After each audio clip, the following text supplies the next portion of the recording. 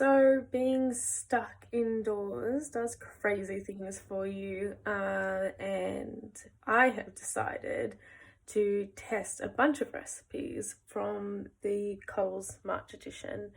There will be some changes in the recipe because I don't have everything. I haven't gone out to shop specifically for these items. I'm just trying to use what's in the house. Given the current COVID situation. So tonight I am trying a Rigatoni Alla Norma.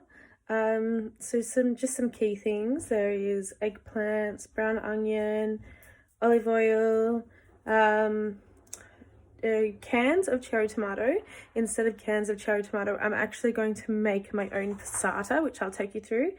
Some rigatoni. I don't have rigatoni, so we'll just be using whatever pasta I literally could get off the shelf. Some parmesan and basil leaves as well. Tomatoes that I am going to use for the passata. I'm essentially going to cut them in half, layer them on this pan just here, put some garlic scattered around it and salt around it. So I'll do that now.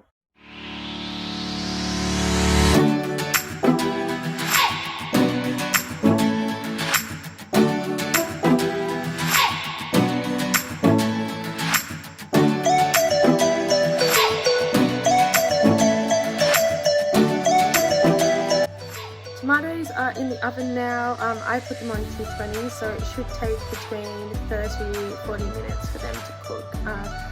I'll show you what to do afterwards, but in the meantime I'm just going to chop up the eggplants and the onion. I've used a red onion because that's all that I have, and I'm only chopping up half of what is needed just because there's only 2 people in our house and I don't want to over prepare too much food.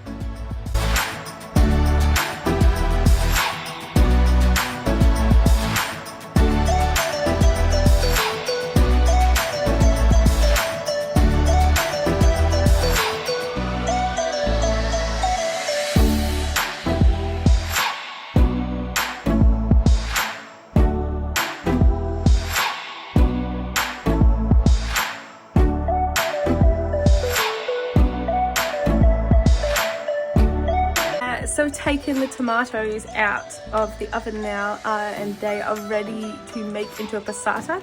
Now some, or most recipes actually say to strain it to make it a more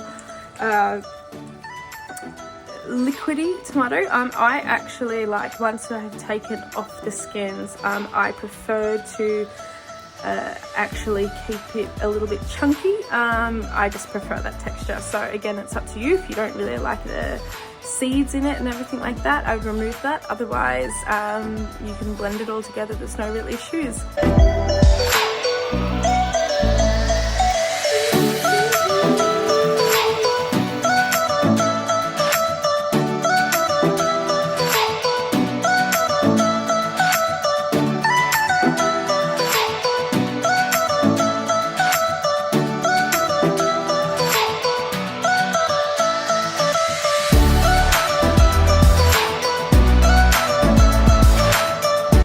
So I've chopped all the eggplant up and the onion now. So now I'm going to put the eggplant in the pan so it's about golden brown. Then I'm gonna take that off, put it in a different bowl, put in the onion so that is not a golden brown, but translucent, as they would say.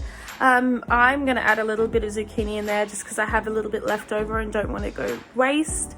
Put the pasta on with a little bit of salt and add in the passata that we made before. One thing that I do want to add in that is not on the recipe is I always like to add in a little bit of wine just to add a little bit more flavour, but again, that's up to you. And then we put in the parmesan and the porcino,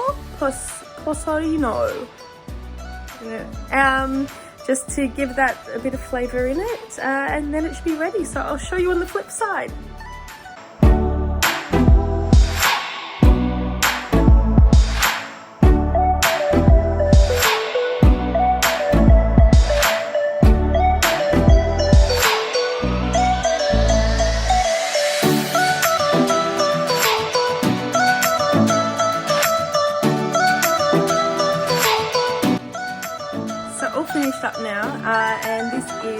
final result.